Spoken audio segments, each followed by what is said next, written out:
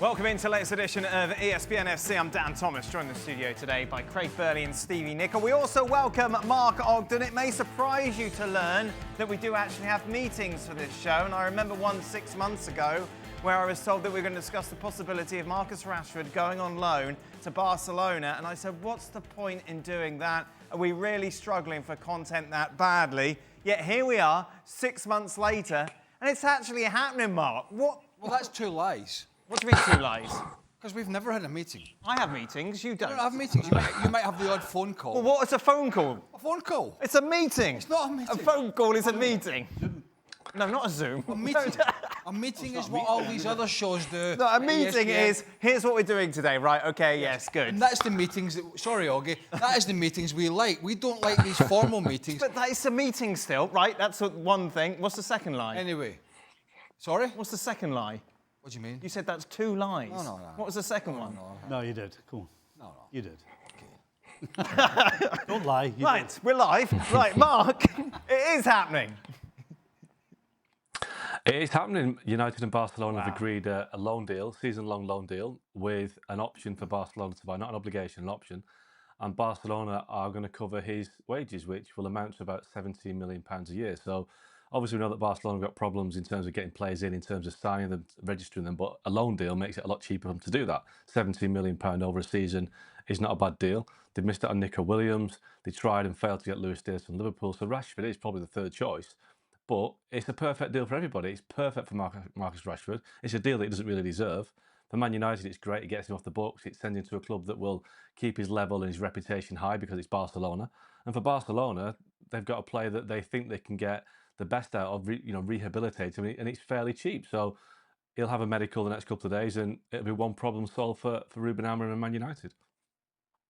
He's one to watch, isn't he? Oh. Marcus Rashford, whether he plays... Barcelona. Sorry? Barcelona. Like everyone's... Like he says I thought they wanted Luis Diaz, they wanted... Barcelona really a winner in this deal? Off the bench now.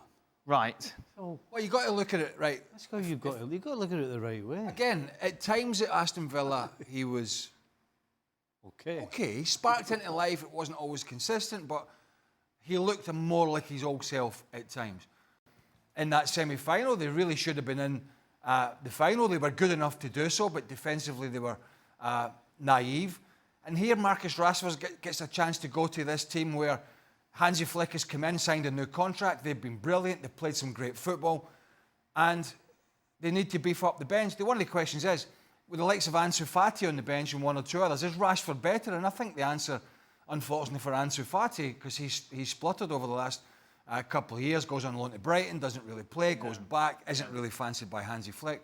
And I think Rashford is a better option. The problem he has is if Rafinha doesn't play in the 10 role, if Rafinha continues to play in that wide left, nobody's dropping Lamine Yamal, not happening. You know what I mean? He's arguably best player in the world last season, and Robert Lewandowski down the middle. So it's an opportunity, but really, unless something happens, it's going to be a lot of sitting on the bench. But that's better than training at 5 p.m. with a couple of the other duffers that are not wanted. I mean, I guess everybody's a winner. Let's be honest, isn't it? I don't know. If I'm a Barcelona fan, I'm hearing my team are linked to Williams, they're linked to Diaz, and we can't get them, so we're getting Marcus Rashford? Well, it's a situation you find yourself in that getting Rashford actually is going to be okay. You got to look at the big picture. They're not better options out there. Well, obviously not. I mean, you're not the only person that doesn't think Rashford's right now worth the money that they're going to be paying him. None of us think that, but Barcelona find themselves in a situation where this is the best option. So whether Barcelona fans love it or not, this is a good situation for everybody. The one thing that I don't like about it is it gives you a bad taste in your mouth, because professional football is a tough business, but you know what? Sometimes you've got to earn your luck, and he hasn't earned it. And he's a lucky, lucky boy. From a professional point of view, he doesn't deserve this. He doesn't deserve to be going to a great club like Barcelona the way he's conducted himself over the last 12 months. And even when he went to Villa, as Craig said, he wasn't particularly great. That's quite damning, Stevie. What in particular frustrates you about this? Well, can we sit here and say, you know what, Marcus Rashford has done everything to try and make himself on the field a success with either Aston Villa or Manchester United. Maybe a little bit more Villa, but with Manchester United. And it's 100% no. 100% no. He absolutely has done all the wrong things, has said all the wrong things, has acted in the wrong manner, has been unprofessional, being in Ireland the night before training and all, and then drop your sheet. No, it doesn't matter. You've dropped it. Everything he's done has been so unprofessional that, you know, we as professionals will stick up for each other unless you're out of line. Right. And I don't think there'll be many pros now or former pros sticking up for this guy the way he's acted, and he doesn't deserve to be going to a great club like Barcelona. But as I started with, it's a situation that he's found himself in, as have Barcelona. I'm looking at it from his perspective in Man United. I suppose we talked about Man United in yesterday's show and sort of scratching my head, thinking, well, they're not going to be in amongst the big boys because they're not spending on the best players, they're signing players. But I'm looking at it from their point of view and his point of view, what an opportunity this is. Now, from Barcelona's point of view, it's not the most glamorous signing, you know.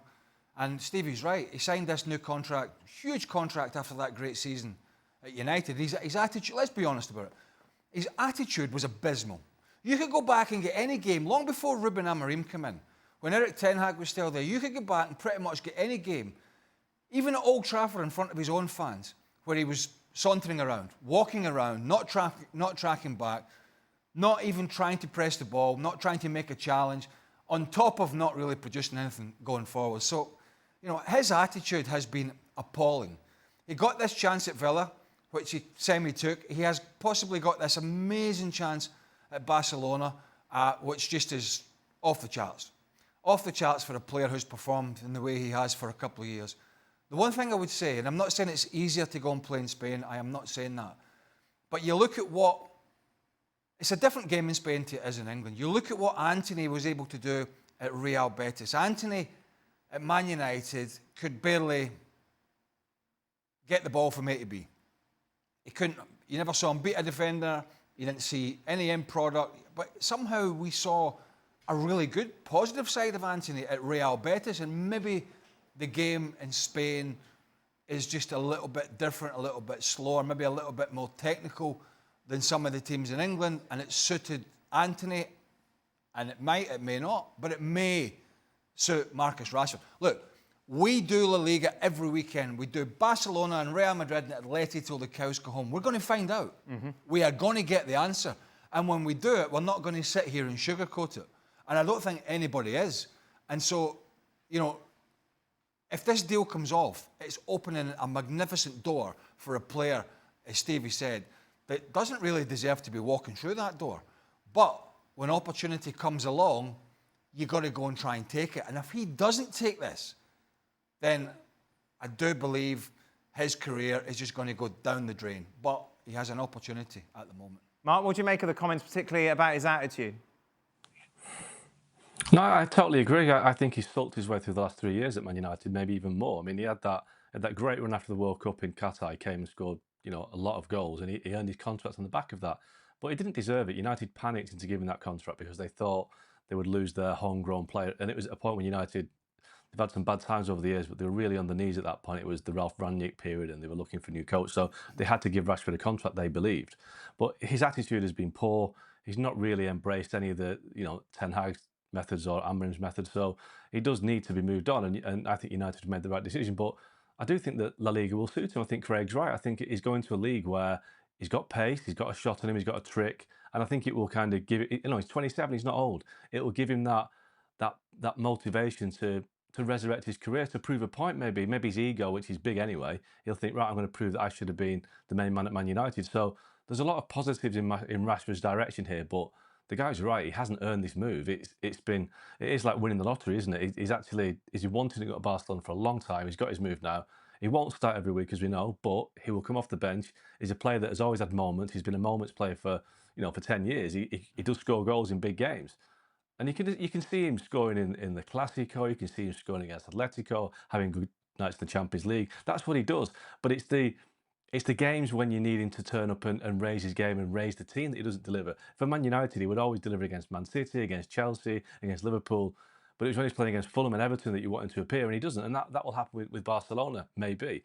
But there is a player there, but it's been so long since we've seen it now that I think Barcelona are taking a gamble. But as we said before, at £17 million for a year's wages, it isn't the biggest gamble if it doesn't come off, because they can send him back to United if it doesn't work. Given everything you said, Stevie, if you're Hansi Flick, do you have to treat him slightly differently? Do you have to be harsher on him, stricter on him? Or is it a case of clean slate and see what happens?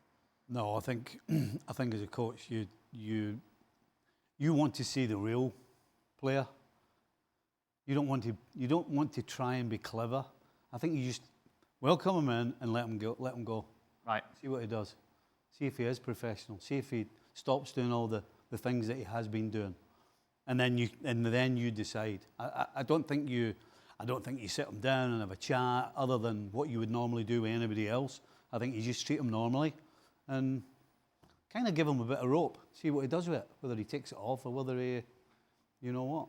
There's not a player, there's hardly a player at Barcelona that Hansi Flick hasn't, I say made better, he hasn't coached these players to be, he hasn't coached Lewandowski or Yamal or Rafinha to be better players.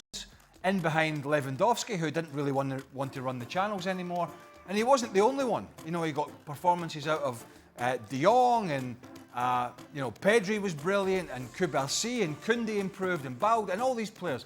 But he was sort of one of the main ones.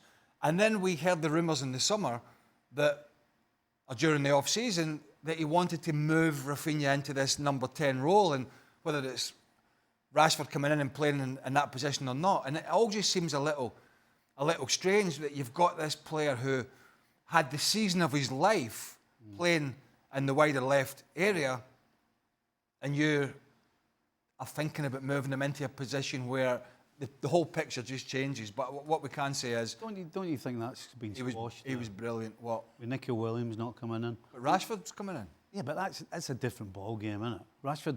Rashford to Nicol Williams is a different ball game. You know, when you're Barcelona and you're struggling financially the way they are, and you're going to be paying 80 million for somebody, then whether you want to do it or not, you kind of have to do it. I would suggest that this changes how Hansi Flick thinks. Surely Hansi Flick's going to go, you know what? I can use Rashford to give Rafinha a break, or I can give Yamal a break, or I can use him through the middle to give Lewandowski a break, as opposed to changing the whole system for Rashford. I mean, yeah, but, I don't think he was changing it for Rashford. He's changing it for... Aye, but surely he's going to go back to what he did last year. He's changing it to get Rafinha into the middle, because Danny Olmo came in, did okay, but has these consistent injury problems which he had at RB Leipzig. We talked about it when they signed him. Obviously, Pedri and De Jong were a formidable partnership as the season went along, with sort of Gavi on the outside. But it just seems, coming from Said and Alex Kirkland and others, that this is when Hansi Flick has had this in his mind. And I agree. I think it's strange to try and do that, but who are we to argue? He was so successful last year. All I would say is, if I was a player that had this season of my career like he did last year, playing in that position, I think I'd be a little reluctant to move into an area where, you know, playing behind a striker, all of a sudden you've got one or two holding midfielders sat in front, as most teams do. They're sat in front of that penalty box, trying this, you know, this block to stop the space. And when you're playing in that 10 role, as he may be if he moves, where's he going to find that space? So it's, you know, it's a wait and see. But, you know, maybe he'll move Rafinha, maybe he won't. I don't know. We won't have to wait that long, really, now. You take a look at it, it's less than a month until La Liga kicks off. Of course, it's yet to be confirmed that Marcus Rashford will be making that move from the Premier League to La Liga. We'll be keeping an eye, of course, on that story as it develops. And he could, in theory, be playing for Barcelona against Mallorca in the opening weekend live on ESPN+. That is Saturday, August the 16th.